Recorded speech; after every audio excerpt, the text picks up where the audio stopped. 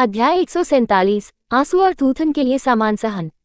आमतौर पर स्कूल से घर आने के बाद बच्चे कपड़े बदलने और रात के खाने तक आराम करने के लिए अपने कमरे में चले जाते हैं। एटलस पढ़ाई कर रहा होगा जबकि ह्यूगो एक छोटी सी झपकी लेगा। जहां तक स्लेटर की बात है वह बस अपने कमरे में होगा। लेकिन आज रात के खाने से पहले भी परिवार किसी भी बारे में बात करने के लिए पारिवारिक कमरे में था। बेशक स्कूल में जो कुछ हुआ वह सामने आया, हालांकि यह पागल प्रशंसकों और रे के बारे में अधिक था। लड़के नीना के बारे में बात नहीं करना चाहते थे क्योंकि इससे मूड खराब होगा। जब बटलर जेन ने उन्हें बुलाया तो उन्होंने साथ में खाना खाया। जब वे पहुंचे तो हेन्स पहले से ही भोजन कर रहे थे और हेन्स के साथ मिलकर उन्होंने अपनी अनौपचारिक बातचीत जारी रखी। अंकल हेन्स, क्या आप भी आज स्कूल आए? पेनी ने अचानक से पूछा, जिससे हेन्स की भौहें ऊंची हो गईं। हाँ, हेन्स ने अन्य विवरण बताते हुए उत्तर दिया। आप क्यों पूछ रहे हैं? पेनी ने आंखें मूंदने से पहले अपने होंठ भींच लिए। क्या आप मेरे होमरूम टीचर से मिले, अंकल? Miss Sanford? हाँ बिल्कुल, हेन्स ने मुस्कुराते हुए सिर हिलाया। आप सही कह रहे हैं, वह एक दयालु व्यक्ति है।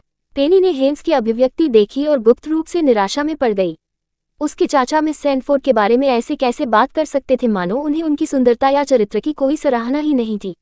अंकल हेन्स सचमुच एक दीवार की तरह हैं, वह मन ही मन रो पड़ी।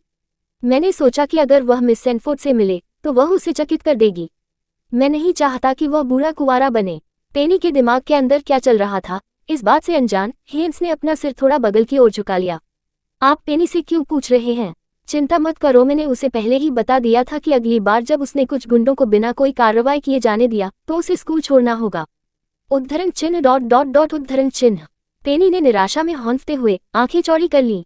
नहीं, यहाँ तक कि पेनी के कंधे पर बैठा शैतान भी रो पड़ा जब उन्होंने हेन्स के प्रेम जीवन को पंख लगते और उल्टे देखा। पेनी की परेशानियों के विपरीत लड़के हेन्स की समय पर कार्रवाई सुनकर प्रसन्न हुए। चार्ल्स ने भी संतुष्टि में सिर हिलाया।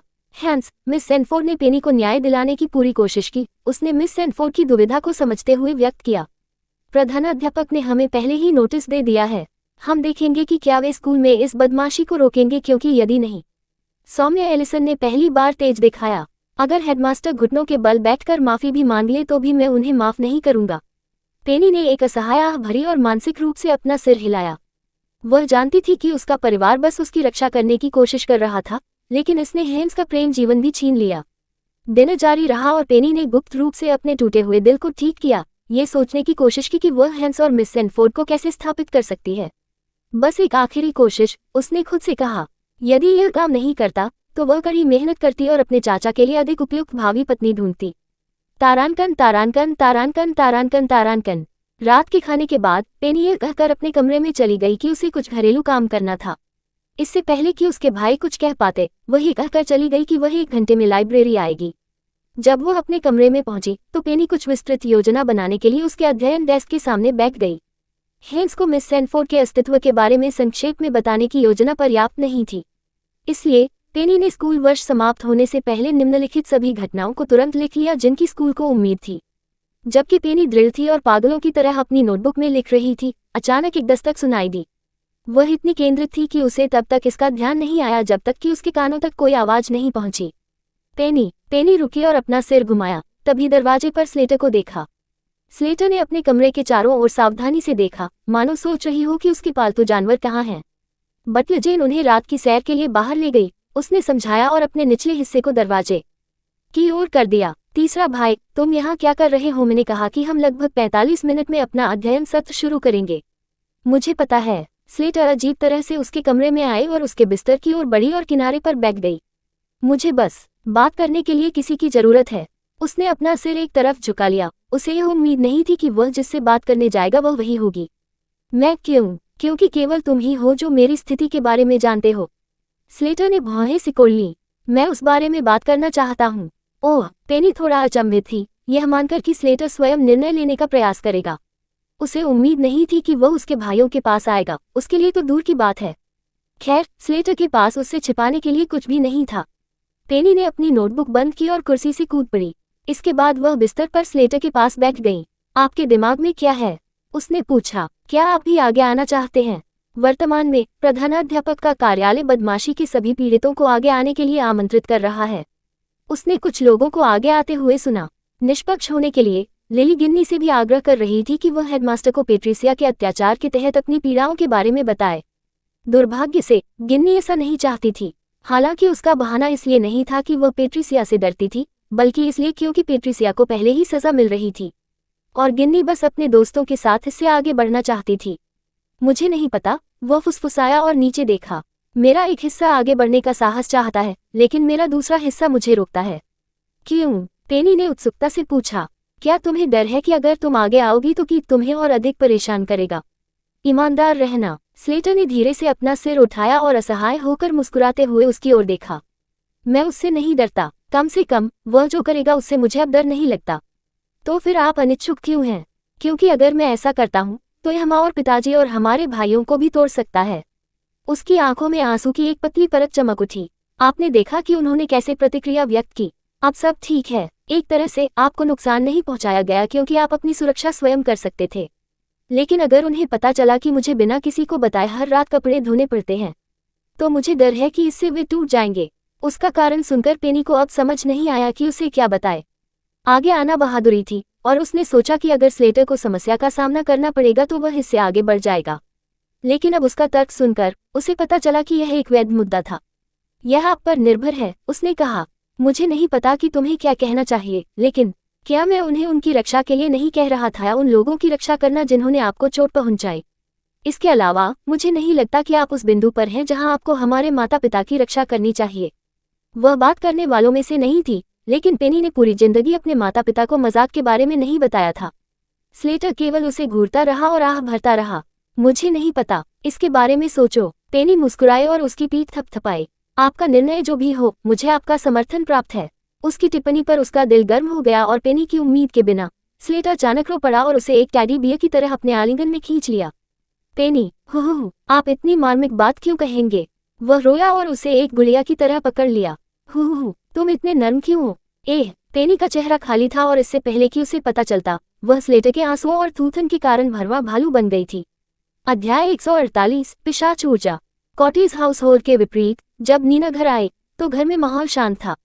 वह जैसा को रसोई में जुड़वा बच्चों के साथ उसकी मदद करते हुए देख सकती थी, लेकिन वे तीनों बात नहीं कर रहे थे। नीना ने अपनी जीभ चटकाए और ऊपर की ओर भागी। जब वह अपने जर्जर कमरे में पहुंची तो उसने अपना बैग दूर फेंक दिया और बिस्तर पर कूद पड़ी। नीना ने कंबल ओढ़ लिया और अपना चेहरा गद्दे में छिपा लिया। घर में सन्नाटा बहरा कर देने वाला था। ये जैसा कि चिल्लाने और डांटने से भी तेज था और इससे नीना को और भी अधिक दोषी महसूस हुआ। इसने इस बात को बढ़ा दिया कि स्कूल में क्या हुआ और पूरा स्कूल उसके कृत्य और उसके वास्तविक माता पिता के बारे में बात कर रहा था। यह एक बुरा सपना था। मैं उससे नफरत करता हूँ। मैं उससे नफरत करता हूँ। मैं उन सभी से नफरत करता हूँ। उसने अपना गुस्सा व्यक्त करने के लिए अपने तकिए पर हाथ फेरते हुए गुस्से का इजहार किया। वह जानती थी कि पेनी नीना की भावनाओं पर पुनर्विचार नहीं करेगी। वह जानती थी कि पेनी बस नीना के खिसकने का इंतजार कर रही थी ताकि यह सुनिश्चित हो सके कि वह सब कुछ हासिल कर ले जो नीना का होना चाहिए था। ये वही था जिस पर वह शुरू में विश्वास करती थी और अब तक भी वह उसी पर विश्वास करना चाहती थी। इसने उसके हृदय को इतने क्रोध से भर दिया कि एक सामान्य 13 वर्षीय लड़की के मन में ये क्रोध न होगा। उसका गुस्सा जैसा पर भी भड़का, जिसने बच्चे की अदला बदली का खुलासा किया, और फिर चार्ल्स पर भी, जिसने उसे उसकी क्रूर चाची से बचाने की कोशिश भी नहीं की। हर कोई उसका पक्ष क्यों लेता है? दांत पीसते समय वह खौलने लगी। वह कुछ भी नहीं है और उसने कुछ भी नहीं किया है। मैं एक अच्छी लड़की थी। मैंने हर किसी को खुश करने के लिए सब कुछ किया। मैंने जो कुछ भी किया वह उनके लिए था। क्यों वे मुझे इतनी आसानी से क्यों छोड़ सकते हैं? सिर्फ इसलिए कि मैं असली बेटी नहीं हूँ। मैं हर किसी से नफरत करती हूँ। अपने नखरों के अंत में नीना ने खुद को बिस्तर पर गिरा हुआ और रोते हुए पाया। ये देखकर दुख हुआ कि उसके पास जो कुछ भी था उसे बचाने की इतनी कोशिश करने के बावजूद ये टूटता रहा। क्या वे यह नहीं समझते थे कि यदि बेनेट दंपति पेनी को घर ले जाने पर जोर नहीं देते तो नीना ऐसी नहीं होती?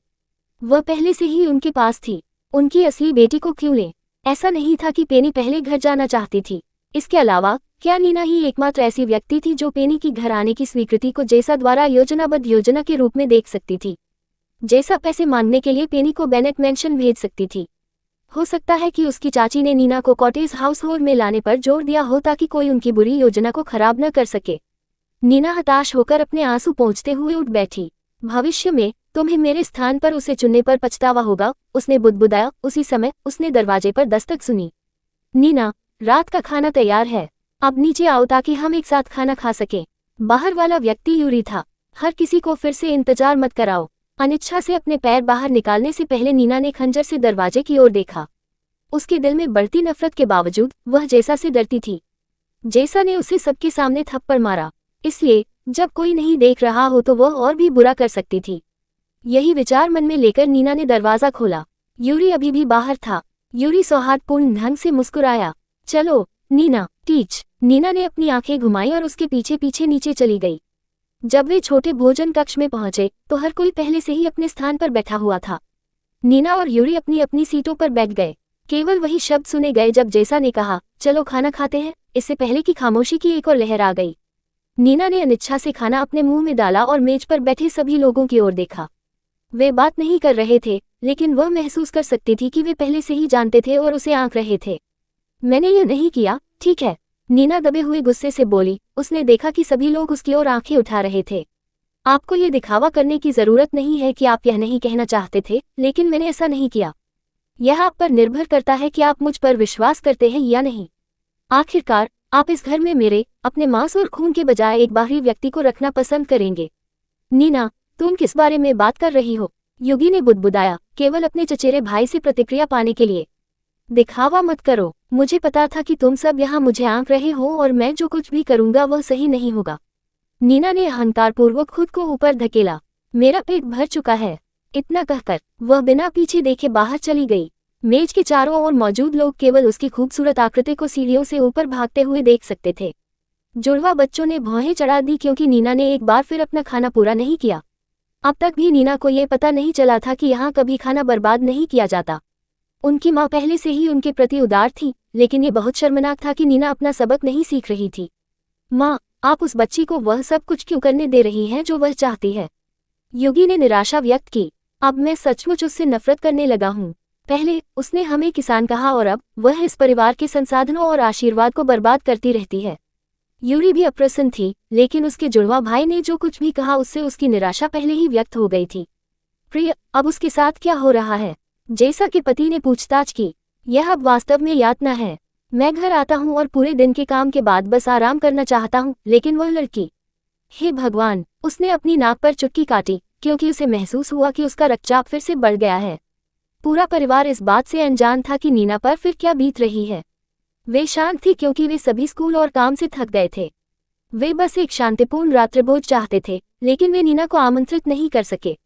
इससे उन्हें बुरा लगेगा और इससे उन्हें बुरा भी लगेगा, लेकिन अफसोस, नीना उनके मूड और भूख को खराब करने में कभी असफल नहीं हुई। वह वास्तव में एक ऊर्जा चूसने वाली लड़की थी। उसकी परवाह मत करो। जैसा ने अपनी आंखें सीढ़ियों से हटा ली और उन्हें सभी पर सेट कर दिया। बस खाते रहो। उसे स्कूल में एक समस्या है, इसलिए अभी उससे दूर रहो।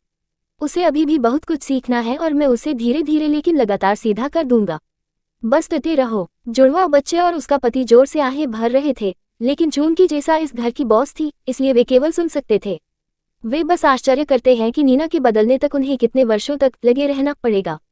उस लड़की को अपनी खुरदुरी और अंधेरी आत्मा को शुद्ध करने के लिए पवित्र जल से कहीं अधिक की आवश्यकता होगी। काश उन्हें पता होता कि नीना ने क्या किया है, तो उन्हें ये भी आश्चर्य नहीं होता कि वह कब बदलेगी। वे बस एक साथ प्रार्थना करेंगे। अध्याय 149, एक दुस्वप्न की शुरुआत। नीना के कमरे में वापस, नीना झुंझलाकर बिस्तर पर कूद पड़ी। क्या उन्होंने सोचा कि मैं मूर्ख हूँ जो ये सोच रहा हूँ कि वे न जानने का सिर्फ दिखावा कर रहे हैं? वह फुफकार उठी। जैसा का मुंह कितना बड़ा है, मुझे आश्चर्य नहीं होगा अगर पूरे मोहल्ले को इसके बारे में पहले से ही पता चल जाए।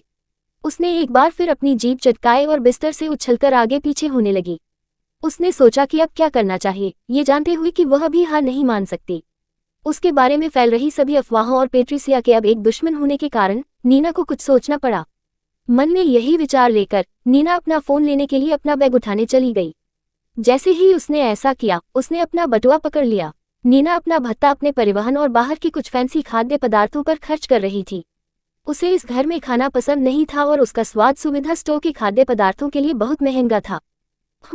जैसे ही उसने अपना बटुआ खोला, उसमें बचे हुए कुछ बिल निकाले, वह गुनगुनाने लगी। बस यही बाकी रह गया था।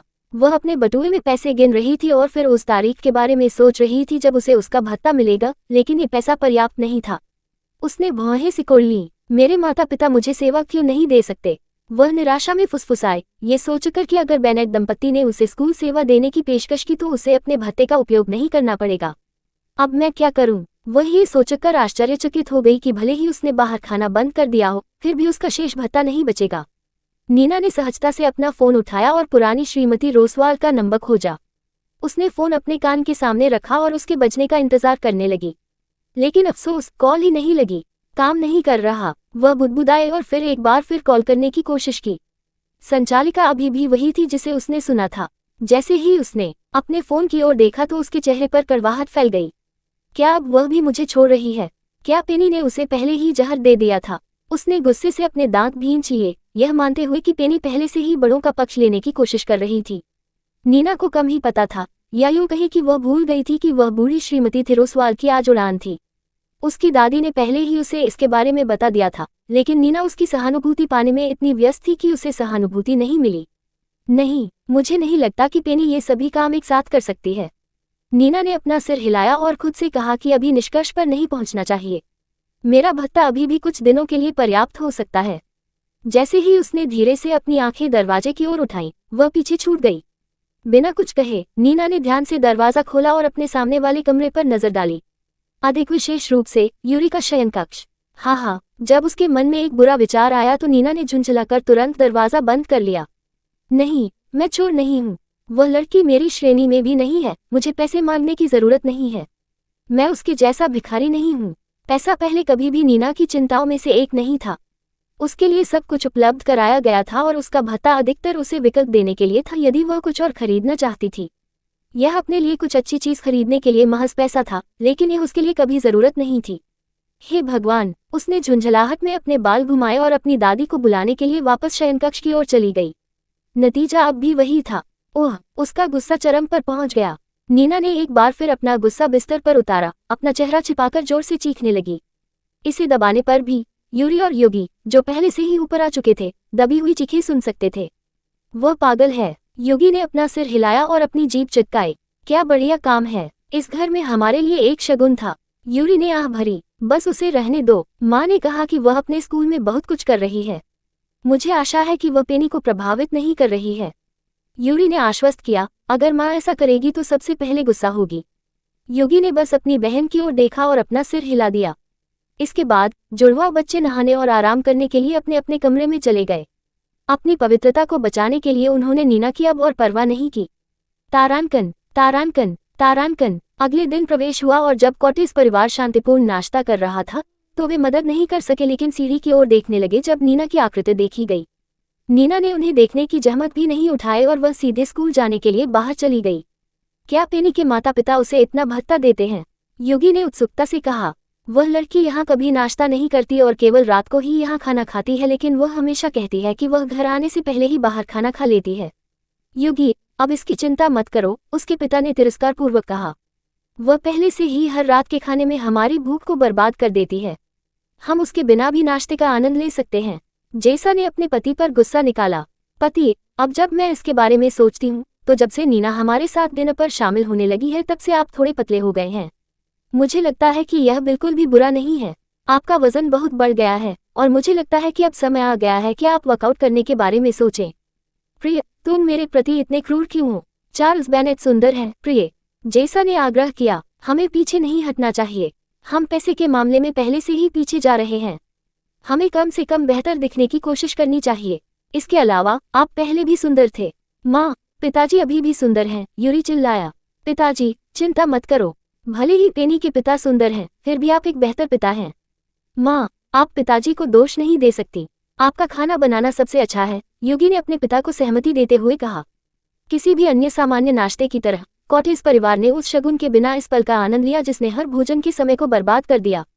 ये दुखद बात थी, लेकिन नीना बस सभी को दूर कर रही थी। तारांकन, तारांकन, तारांकन, तारांकन। इस बीच नीना ने फिर भी स्कूल जाने के लिए एक कार बुक की। भले ही उसके पास पहले से ही नकदी खत्म हो रही थी, फिर भी वह स्कूल नहीं जाना चाहती थी। बहुत दयनीय लग रही थी। एक बार जब वह पहुंची तो नीना ने ऊंची ठुड्डी रखी और अपने चारों ओर अजीब दिखने और धीमी फुसफुसाहटों को नजरअंदाज कर दिया। आज से नीना को उनके बैच के निचले हिस्से में प्रवेश करना था। फिर भी वह जानती थी कि वह अपने नए सहपाठियों से 10 गुना बेहतर थी। इस प्रकार वह इससे प्रभावित नहीं होना चाहती थी। अगर वह डराने धमकाने का काम करती तो लोग यही सोचते कि वह दोषी है। उसे उन्हें दिखाना था कि ऐसा कुछ भी नहीं है जिसके लिए वह शर्मिंदा हो। लेकिन जब नीना ने अपनी कक्षा का दरवाजा खोला और अंदर कदम रखा तो गंदे पानी से भरी एक बाल्टी सीधे उसके पास आ गिरी। छप छप। अध्याय 150 बिल्ली की लड़ाई। छप छप पफ। कक्षा में कुछ छात्रों ने जोर से हंसने से खुद को रोकने के लिए अपने होठों को ढांकते हुए हंसी उड़ाई। कुछ लोग समूह बनाकर एक दूसरे से फुसफुसाते हुए भी नीना की ओर देखने लगे। दूसरों ने सीटियां बजाईं और यह न देखने का नाटक किया कि अभी क्या हुआ था। जहां तक नीना की बात है, जब उसने अपने बालों से पानी को फर्श पर टपकता देखा तो उसने हंसी उड़ाई। उसने घृणा से अपना चेहरा पोंछा और सबकी ओर खंजर से घूरने लगी। ऐसा किसने किया? उसने विरोध किया, लेकिन सभी ने निराशा का भाव दिखाया। हाँ, अगर अब कोई आगे नहीं आया तो मैं इसकी शिकायत एडमिन को कर दूंगा। नीना ने ऊपर देखा तो उसे दरवाजे के ऊपर एक छोटी बाल्टी दिखाई दी। जब उसने नीचे देखा तो एक पतली सी डोरी थी जिससे बाल्टी अंदर आने पर चालू हो गई। यह कोई अच्छी शरारत नहीं है। उसने फिर से एक युवती की तरह व्यवहार करते हुए निराशा व्यक्त की। क्या तुमने नहीं सुना कि हेडमास्टर अब गुंडों को पकड़ रहा है? तुम्हारा क्या मतलब है, बदमाश? छात्रों में से एक ने उपहास किया। नीना, ये तुम्हारा यहाँ पहला दिन है और तुम पहले से ही अपने सभी सहपाठियों पर बदमाशी का आरोप लगा रही हो। क्या तुम्हें थोड़ा भी गर्व नहीं है? एक अन्य ने टिप्पणी की। हे भगवान, उसने अभी अभी यहाँ कदम रखा है और वह पहले से ही ये सब बातें कह रही है। कितना अहंकारी है। किसी ने टिप्पणी की। यदि आप चाहें तो आप प्रधानाध्यापक के पास जा सकते हैं, लेकिन यहाँ कोई नहीं जानता कि यह किसने किया। इसके अलावा यदि पीड़ित ही धमकाने वाला है तो क्या ये वास्तव में बदमाशी है? उसके सहपाठियों ने उसे उनकी अप्रत्यक्ष टिप्पणियां और बातचीत सुनने से नहीं बख्शा। अच्छा है, वह ऐसे व्यवहार कर रही है जैसे उसे उठाया जा रहा है, लेकिन जब उसने किसी को मारने की कोशिश की तो उसने परिणामों के बारे में नहीं सोचा। निश्चित रूप से जो लोग हमेशा संतों की तरह व्यवहार करते हैं वे सबसे डरावने होते हैं। वे ऐसे व्यक्ति को यहाँ अकथनीय कार्य करने की अनुमति कैसे दे सकते हैं? इसके अलावा वह यहाँ इस तरह क्यों आ रही है जैसे कि वह एक रानी हो? क्या उसने सोचा था कि अहंकारी व्यवहार करने से उसे मदद मिलेगी? शीर्ष वर्ग हमेशा निचले वर्गों को नीची दृष्टि से देखता है। बेशक वह सोचती है कि वह सिर्फ इसलिए यहाँ हम सभी पर शासन कर सकती है। हाँ, मानो यदि वह इस कक्षा में शांतिपूर्ण जीवन चाहती है तो बेहतर होगा कि वह अपने ऊंचे घोड़े पर बैठ जाए। ये सब सुनकर नीना ने दांत भींच लिए। ये बच्चे बहुत बेशर्म हैं। वह मानसिक रूप से चिल्लाई। जब मैंने अभी तक कुछ भी नहीं किया है तो वे मुझ पर निशाना क्यों साध रहे हैं? इसके अलावा क्या उन्होंने दोषी साबित होने तक निर्दोष शब्द नहीं सुना? नीना ने अपने हाथों को तब तक कसकर मुट्ठी में रखा जब तक कि उसके पुंह सफेद नहीं हो गए। कड़वाहट से भरे दिल के साथ वह मुड़ी और भाग गई। जैसे ही उसने ऐसा किया, उसके सहपाठियों ने उसका उपहास उड़ाया। क्या उसने सोचा था कि उसे यहाँ किसी से सहानुभूति मिलेगी? भगवान, वह इतनी जल्दी निष्कर्ष कैसे निकाल सकती है? ठीक है, ऐसा शायद इसलिए है क्योंकि वह ऐसी ही है। इसलिए वह हर किसी को दोषी ठहराती है क्योंकि यह कुछ ऐसा है जो उसने किया है। सहपाठियों को शायद ये प्रफुल्लित करने वाला और मनोरंजक लगा होगा, लेकिन वे सभी निर्दोष थे। ये शरारत उन्होंने नहीं, बल्कि उन लोगों ने की थी जो नीना से द्वेष रखते थे। तारांकन तारांकन तारांकन तारांकन तारांकन तारांकन तारांकन तारांकन। नीना खुद को साफ करने के लिए बाथरूम की ओर भागी। हालांकि इस्तेमाल की गई बाल्टी छोटी थी, फिर भी इससे उसके बाल और कंधे गीले हो गए। आह, वह चिड़चिड़ी होकर चिल्लाए। उसने अपना ब्लेजर उतारते समय अपना बैग सिंक पर फेंक दिया। अच्छी बात यह है कि स्कूल का ब्लेजर मोटा था और इस प्रकार इससे उसकी आंतरिक पोशाक की शर्ट खराब नहीं हुई। ये बहुत घृणित है। नीना ने अपनी वर्दी को देखते हुए चिढ़कर अपनी जीभ चिटकाई। उसने खिड़की की ओर आंखें उठाईं और उसका चेहरा गुस्से से मुड़ गया। उसके बाल अब गंदे पानी से भीग चुके थे और यह गंदा पानी उसके चेहरे तक भी लग गया था। ओह, ये घृणित है। उसने जल्दी से नल खोला और अपना चेहरा धोया। उसे डर था कि इसकी वजह से उसे कुछ दाने हो जाएंगे। इस उम्र में नीना को साल भर में कम से कम 1 या 2 पिंपल्स हो गए थे। इसलिए वह अपने चेहरे की बहुत सावधानी से देखभाल करती थी क्योंकि वह अन्य बड़े किशोरों की तरह नहीं बनना चाहती थी जिनके चेहरे मुहांसों से भरे हों। इतना होने पर भी उसका मन अब भी सबके प्रति आक्रोश से भरा हुआ था। उसे उम्मीद थी कि उसके लिए सब कुछ शांतिपूर्ण नहीं होगा, लेकिन ये बहुत ज्यादा था। और फिर भी जब पेनी के साथ वही शरारतें हो रही थी तो नीना को कोई समस्या नहीं हुई। कुछ भी हो, वह प्रसन्न थी और किनारे पर सब कुछ देखती रही। ओह, हर किसी को क्या दिक्कत है? वे किसान हारे हुए हैं। मेरी कुर्सी पर गोंद लगाने की उनकी हिम्मत कैसे हुई? इतना ही, वे इसे प्राप्त करने जा रहे हैं। जब वह चिड़चिड़ी होकर अंदर आई तो अचानक पेट्रिसिया की गुस्से वाली आवाज टॉयलेट में गूंज उठी। जैसे ही उसने अंदर कदम रखा, तभी उसकी नजर अंदर के व्यक्ति पर पड़ी तो वह धीमी हो गई। नीना ने भी अपना सिर दरवाजे की ओर घुमाया, लेकिन पेट्रिसिया की पहले से ही चिड़ी हुई अभिव्यक्ति और भी अधिक खराब हो गई। ये सब आपकी गलती है। पेट्रिसिया ने उसकी ओर इशारा किया और परेशान किया। ये सब तुम्हारी गलती है। तुम नकली, स्वार्थी सांप हो। नीना, जो उसका मनोरंजन करने के मूड में नहीं थी, ने उसका उपहास किया। पेट्रिसिया, क्या तुम अभी भी इससे इनकार कर रही हो? क्या मुझे तुम पर गुस्सा नहीं होना चाहिए? तुम्हारी वजह से मैं इस स्थिति में हूँ।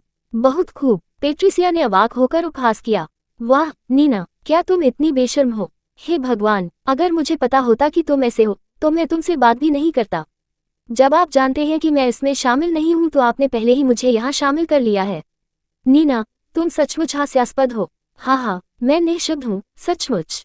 यहाँ सिर्फ हम दोनों हैं, इसलिए आपके अलावा और कोई नहीं है जिसे आप धोखा दे रहे हैं। जो कुछ भी, अब मुझसे बात मत करो पेट्रिसिया। जब तक तुम ये स्वीकार नहीं कर लेते कि वह तुम ही थे, तब शायद मैं तुम्हें माफ कर दूंगा। नीना ने अपनी आंखें घुमाई और अपना चेहरा धोना जारी रखा। ये सुनकर पेट्रिसिया की आंखें तुरंत लाल हो गईं। न केवल नीना को पछतावा नहीं था, बल्कि नीना को अपने झूठ पर भी विश्वास हो गया था। उन दोनों को पता था कि यह पेट्रिसिया ने नहीं किया है, लेकिन नीना ऐसे व्यवहार कर रही थी और बोल रही थी मानो वह वही थी जिसे वहां फंसाया गया था। तुम कुतिया। इस बार पेट्रिसिया ने इसे खो दिया और उसकी चीखें निकल गईं। बिना सोचे समझे वह नीना की दिशा में चल पड़ी। जैसे ही नीना ने अपनी पीठ सीधी की, उसे तुरंत अपने गालों पर एक हाथ का एहसास हुआ।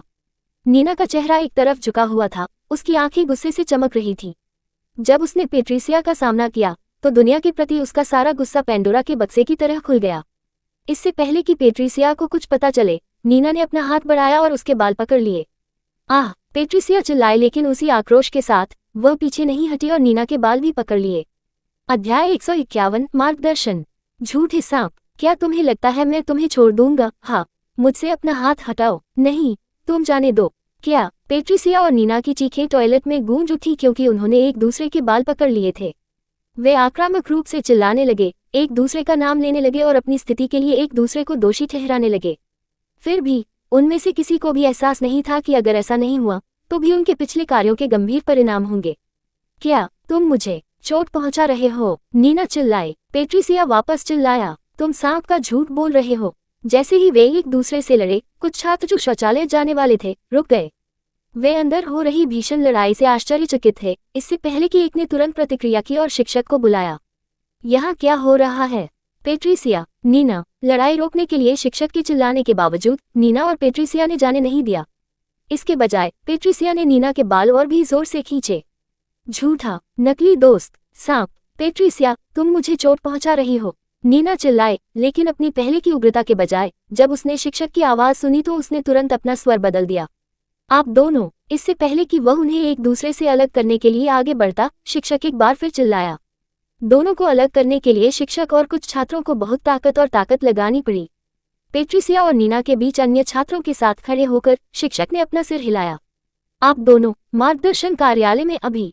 तारांकन, तारांकन, तारांकन। फ्लावर पॉट घटना के संबंध में हेडमास्टर की बैठक के बाद उन्होंने तुरंत संकाय स्टाफ, स्कूल स्टाफ और सभी को एक महत्वपूर्ण बैठक के लिए इकट्ठा किया। इसलिए भले ही कुछ शिक्षकों ने पक्षपात दिखाया हो और ऐसी घटनाओं पर आंखें मूंद ली हों, लेकिन वे ऐसा नहीं कर सकते। अन्यथा प्रधानाध्यापक के सुनते ही वे अपना करियर जोखिम में डाल देंगे। मार्गदर्शन कार्यालय में पेट्रिसिया और नीना एक दूसरे के सामने बैठे थे। पेट्रिसिया ने नीना पर खंजर से घूरना जारी रखा जबकि नीना उसकी नजरों से बचती रही। हालांकि नीना की अभिव्यक्ति में वही नाराजगी दिखी जो पेट्रिसिया ने पहनी थी। हे भगवान! अचानक श्रीमती मिले की आवाज कार्यालय में गूंज उठी। माँ! पेट्रिसिया उठ खड़ी हुई और अपनी माँ के आलिंगन में पिघल गई। श्रीमती मिले के चेहरे पर चिंता के भाव थे। वह कितनी पीली और भयभीत दिख रही थी। ये स्पष्ट था कि वह मार्गदर्शन कार्यालय से कॉल सुनते ही यहाँ दौड़ पड़ी थी। पेट्रिसिया, यहाँ क्या हो रहा है? उसने नीचे देखा और अपनी बेटी के उलझे और बिखरे बालों को ठीक किया। यह उसकी है। पेट्रिसिया ने नीना पर उंगली उठाई। उसकी वजह से मेरा जीवन दुखमय है। जैसे ही मिसेज मिलर की नज़र नीना पर पड़ी, उसके चेहरे के भाव बिगड़ गए। यहाँ क्या हो रहा है? आप इस बच्चे को, मेरे बच्चे को चोट कैसे पहुंचाने दे सकते हैं? श्रीमती मिलर। शिक्षक ने हस्तक्षेप किया और उसे शांत करने की कोशिश की, लेकिन कोई फायदा नहीं हुआ। मैं एक उचित स्पष्टीकरण चाहता हूँ। मेरी बेटी को इस लड़की के कृत्य के लिए पहले से ही गलत सजा दी जा रही है और अब आप इस लड़की को उसे चुनने दे रहे हैं। अब मुझे ये समझाओ। नहीं, इससे भी बेहतर हेडमास्टर को बुलाओ। श्रीमती मिलर अपने द्वारा बोले गए प्रत्येक शब्द पर क्रोधित हो उठी और उनकी आवाज ऊंची हो गई। वह नीना पर उंगली उठाना, उसे डांटना और यहाँ तक कि बच्चे के बदलाव का मुद्दा उठाना भी बंद नहीं कर सकी। कोई आश्चर्य नहीं कि जब मैं उससे पहली बार मिला तो इस लड़की से मछली जैसी गंध आ रही थी। श्रीमती मिलर ने नीना पर खंजर चमकाते हुए कहा, तुम्हें मेरे बच्चे से दोस्ती करने पर शर्म आनी चाहिए, ये जानते हुए भी कि तुम एक धोखेबाज के अलावा और कुछ नहीं हो। हाँ, क्या आपको लगता है कि मुझे पता नहीं चलेगा कि आप बेनेट्स और पेट्रिसिया की असली बेटी के बीच दरार डाल रहे हैं? पेट्रिसिया ने नीना पर व्यंग्यात्मक दृष्टि डालते हुए मुस्कुराया। दूसरी ओर नीना ने माँ और बेटी दोनों पर खंजर से घूरते हुए चुपचाप अपने हाथ पकड़ लिए। इससे पहले कि उन्हें बच्चे की अदला बदली के बारे में पता चले, इन दोनों ने उसके साथ अच्छा व्यवहार किया। लेकिन अब जब उन्हें इसके बारे में पता चला तो वे उसका मजाक उड़ा रहे थे और उसे अपमानित कर रहे थे। कितने दोमुहे लोग हैं। यदि नीना अभी भी बेनेट में होती तो श्रीमती मिलर ये सब बातें कहने में इतनी साहसी नहीं होती। नीना ने अपनी जीभ चटकाई और दूसरी ओर देखा। श्रीमती मिलर, कृपया शांत हो जाएं। शिक्षक इस बिंदु पर बिल्कुल भी प्रसन्न नहीं थे। हमने आपको यहाँ मामलों को निपटाने के लिए बुलाया है, न कि आग को भड़काने के लिए। आग में ईंधन भरो। क्या तुम इस लड़के को नहीं देख सकते? वह मुझे ऐसे घूर रही है मानो उसने पहले ही मुझे अपने मन में सैकड़ों बार मार डाला हो। उसका आपराधिक दिमाग खतरनाक है। देखो उसने मेरी प्यारी बेटी के साथ क्या किया है। क्या आपकी बेटी यहाँ की एकमात्र अनमोल बेटी है? तभी जैसा की आवाज भी सुनाई दी, लेकिन श्रीमती के विपरीत मिलर जैसा बिना किसी तात्कालिकता के शांत भाव से यहाँ आई। इस बीच नीना ने अपनी आंटी की ओर देखा और मन ही मन विलाप किया। चूंकि जैसा यहाँ थी, नीना को उम्मीद थी कि उसकी चाची उसे फिर से अपमानित करेगी। अगर जैसा ने उसके बजाय उनका पक्ष लिया तो उसे आश्चर्य नहीं होगा। आखिरकार जैसा का पूरा अस्तित्व ही उससे नफरत करना और यह सुनिश्चित करना था कि पेनी को सारी सुर्खियां मिलें। जैसा श्रीमती मिलर से कुछ कदम की दूरी पर रुक गई, अपनी बाहें मोड़कर महिला को ऊपर से नीचे तक देखने लगी। हाँ, कोई आश्चर्य नहीं कि तुम्हारे पीछे वह बच्चा इतना चिपचिपा है। पेड़ चिपचिपा है और फल भी उतना ही चिपचिपा है। नीना ने अपनी भौहें सिकोड़ ली और बड़ी आंखों से जैसा की ओर देखा। आंटी, आप क्या हैं? वाह, आपने अभी क्या कहा? श्रीमती मिलर ने उपहास किया, जबकि पेट्रिसिया ने अपनी मां को पकड़ लिया और उसके पीछे छिप गई। क्या तुमने अभी मुझे फोन किया था? हाँ, घबराहट, दुनिया में तुम कौन हो? जैसा ने व्यंग्य किया। उसकी अभिव्यक्ति इन माँ और बेटी की जोड़ी को काटने के लिए तैयार थी। मैं अकेली जैसा कॉटेज हूँ और उस बच्चे की अभिभावक हूँ जिससे आप बात करते रहे। शिक्षक ने हस्तक्षेप करने की कोशिश करते हुए असहाय होकर आह भरी। लेकिन अफसोस, दोनों महिलाएं लड़ाई के मूड में थीं और उसे डर था कि वे उसे सिर्फ इसलिए हरा देंगी क्योंकि वह रास्ते में थी। आप आगे बढ़ो और मुझे छुओ। जैसा ने एक और कदम उठाते हुए चेतावनी दी, जिससे श्रीमती मिलर को अपनी प्रवृत्ति से पीछे हटना पड़ा। मुझे स्पर्श करें और आप वही देखेंगे जो आप ढूंढ रहे हैं। आपके विपरीत मैंने किसी भी बोटॉक्स उपचार के लिए भुगतान नहीं किया था। श्रीमती मिलर का चेहरा गुस्से से लाल हो गया, लेकिन पेट्रिसिया ने उसके कपड़े खींच दिए। माँ, चलो उससे लड़े नहीं, पेट्रिसिया ने बुदबुदाया, ये जानते हुए कि जैसा ने कल अपने शब्दों से हेडमास्टर को भी कुचल दिया था। अगर उसकी माँ उससे लड़ती तो उसे डर होता कि जैसा उन्हें अस्पताल भेज देगी। ज्यादा बुरा, सीधे स्वर्ग की ओर। हे भगवान, मैंने अभी कहा था कि मैं आज केवल खुशी के क्षणों के बारे में सोचूंगा ताकि कोई झुर्रियां न दिखें, लेकिन लोगों ने मेरे लिए ऐसा करना बहुत कठिन बना दिया है। जैसा ने अपना सिर हिलाया और उसकी नजर नीना पर पड़ी। बाद वाले के कंधे अकड़ गए, लेकिन जैसा ने कुछ नहीं कहा क्योंकि उसने अपनी आंखें शिक्षक की ओर घुमाई। क्या आप मुझे हंसाने वाले शिक्षक हैं या जोकर? आप अभी भी क्या कर रहे हैं? एक और कैटफाइट की प्रतीक्षा कर रहे हैं? शिक्षक ने अपना गला साफ किया और उन्हें बैठने के लिए कहा ताकि वे मार्गदर्शन परामर्शदाता के साथ स्थिति पर चर्चा कर सकें। अध्याय 152, बहिष्कृत। मार्गदर्शन कार्यालय में लंबी और तीखी चर्चा 1 घंटे से अधिक समय तक चली। जैसा और श्रीमती मिलर दोनों पीछे नहीं हटेंगे, इसलिए मार्गदर्शन परामर्शदाता और शिक्षक ने दोनों छात्रों को एक आखिरी चेतावनी देने का फैसला किया। नीना और पेट्रिसिया पर अभी भी बदमाशी के लिए जांच चल रही थी। एक और हड़ताल और उन्हें बिना किसी नोटिस या चर्चा के निष्कासित कर दिया जाएगा। फैसला सुनाए जाने के बाद नीना और पेट्रिसिया को अपनी अपनी कक्षाओं में वापस जाने के लिए कहा गया। जब वे पहुंचे तो उनके नए होमरूम शिक्षकों को घटना के बारे में बताया गया, जिसमें आज सुबह की शरारत भी शामिल थी। हालांकि जब टीचर ने छात्रों से पूछताछ की तो भी किसी ने बात नहीं की। शिक्षक केवल कक्षा को चेतावनी दे सकते थे और इसी तरह दिन बीतता गया और नीना और पेट्रिसिया को अपने सहपाठियों से और अधिक नफरत मिलने लगी। उन्हें पहले दिन ही बहिष्कृत कर दिया गया। पेट्रिसिया ने शायद इसे अच्छी तरह से लिया होगा, लेकिन इसने नीना को गुस्से और नाराजगी से भर दिया। दोपहर के भोजन के अवकाश पर बगीचे में टहलते हुए नीना ने पेनी और उसके पूर्व सहपाठियों को पकड़ लिया। वह रुकी और खिड़की की ओर देखने लगी, जहां वह अपने पूर्व सहपाठियों को पेनी से मुस्कुराते हुए बात करते हुए देख सकती थी। लिली और गिन्नी अभी भी वहीं थीं।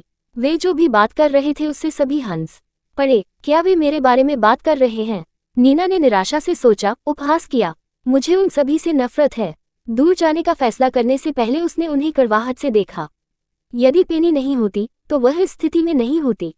नीना गुस्से में उबल रही थी और सोच रही थी कि पेनी को उसके साथ जो कुछ हुआ उसकी कीमत कैसे चुकानी पड़ेगी। ये सब तब शुरू हुआ जब वह घर आई। उसने अपनी आंखें नीची कर ली और अपनी मुट्ठियां अपने किनारों पर कस लीं। अगर वह नहीं होती तो मुझे बाहर जाकर छिपना नहीं पड़ता। यदि पेनी न होती तो हर कोई अब भी उससे दोस्ती करने की कोशिश करता। यदि वह न होती तो नीना को ये सब नहीं सहना पड़ता। ये सब पेनी की गलती थी। उसका मन धीरे धीरे पेनी के प्रति द्वेष और घृणा से भर गया। आखिरकार ये सब वास्तव में तब शुरू हुआ जब पेनी ने उनके जीवन में प्रवेश किया। पेनी की वजह से नीना के जीवन की आदर्श तस्वीर तुरंत बिखर गई थी। जब नीना खुद को और अधिक नफरत से भर रही थी और सारा दोष पेनी पर मर रही थी, उसने आगे एक परिचित व्यक्ति को पकड़ लिया। उसके कदम रुक गए। उसने अपनी आंखें ऊपर उठाईं और ह्यूगो को उसके साथियों के साथ पकड़ लिया। भाई ह्यूगो, वह उनके पास जाने के लिए दौड़ते हुए फुसफुसाए। भाई हूँ, ओह, क्या ये सच है कि आपकी बहन ही वह है जिसे हमने फैन क्लब के लिए साइन अप किया है? जब नीना ने ह्यूगो के साथियों में से एक को जोर से बोलते हुए सुना तो उसके कदम रुक गए। हाँ, ह्यूगो ने सिर हिलाया। आप अपने हस्ताक्षर वापस नहीं ले सकते। क्या तुम मुझसे मजाक कर रहे हो? उनके एक अन्य साथी ने टिप्पणी की। मैं अपना हस्ताक्षर पुनः प्राप्त नहीं कर रहा हूँ। मैंने बस सोचा कि यह बहुत बेहतर था। अरे ह्यू, किसी ने अचानक ह्यूगो के कंधे पर अपना हाथ रख दिया, जिससे ह्यूगो ने अपना सिर थोड़ा नीचे कर लिया। क्या ये सच है कि रे तुम्हारी बहन से प्रेमालाप कर रहा था? ह्यूगो ने उत्तर नहीं दिया, लेकिन उसकी अभिव्यक्ति तुरंत धुंधली हो गई। हाँ, वह आदमी पागल है ना? मैं किसी दिन उसे मार डालूंगा। ह्यूगो ने भौहें चढ़ाईं। मेरी बहन अभी भी बच्ची है। उसने इतने अनमोल व्यक्ति का पीछा करने की हिम्मत कैसे की? उनके साथियों ने यह जानकर हंसी उड़ाई कि उन्होंने अपनी बहन का वर्णन किस प्रकार किया। उन्होंने उसे और अधिक चिढ़ाया, लेकिन ह्यूगो को कोई फर्क नहीं पड़ा।